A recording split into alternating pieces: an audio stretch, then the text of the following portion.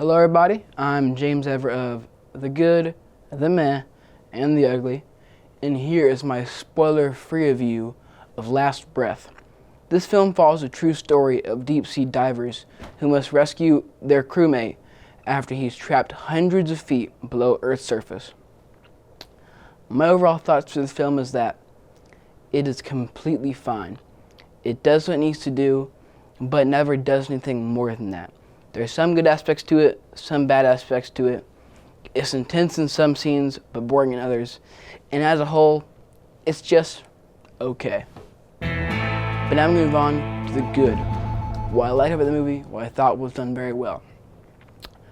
My biggest compliment to the film is that it's very technically well made. There are a lot of underwater scenes and stuff in the boat or drone footage, and are all paired together and blended very nicely. The sound design and cinematography make you feel so much more immersed and isolated in how scary that situation would be if you were in it. And it's all very technically impressive and well made and very well done. And my other compliment to the film is that it's only 90 minutes long, which is the perfect runtime for the film. It's not too short to the point where it doesn't have enough substance, but it's not too long to where it overstays its welcome. It has a perfect flow and nice brisk pace, but it's never too fast. A very good runtime. Now moving on to the meh. Well, I thought it was just mediocre. Nothing fantastic, nothing horrible, just right in the middle. I feel conflicted on the characters in this film. On one hand, you feel connected to them in certain scenes, especially when they're underwater and trying to save this crew member. But on the other hand, those scenes are never very long. They're never for an extended period of time. They're always come and go very quick.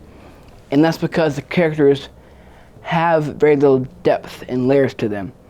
And that takes away from the film, because if you felt more connected to these characters with them being more interesting and having more depth, the movie would have felt a lot more suspenseful, because you feel attached to them. You feel for them and you want them to succeed in what's going to happen.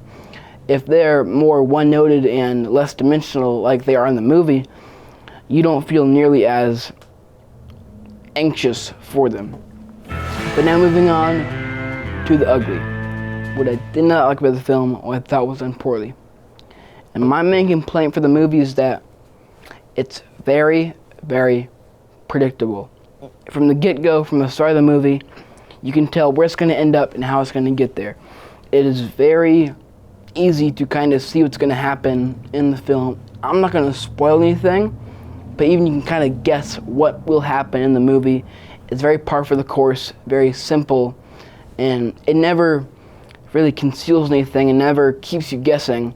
Even though there are some intense and suspenseful scenes in the movie, you kind of always have an overarching feeling of knowing what's going to happen. And as a whole, it's fine. My overall thoughts are it's okay, nothing amazing, nothing horrible. I'd give it a 5 out of 10. And thank you for watching The Good, The Meh, and The Ugly. Bye-bye.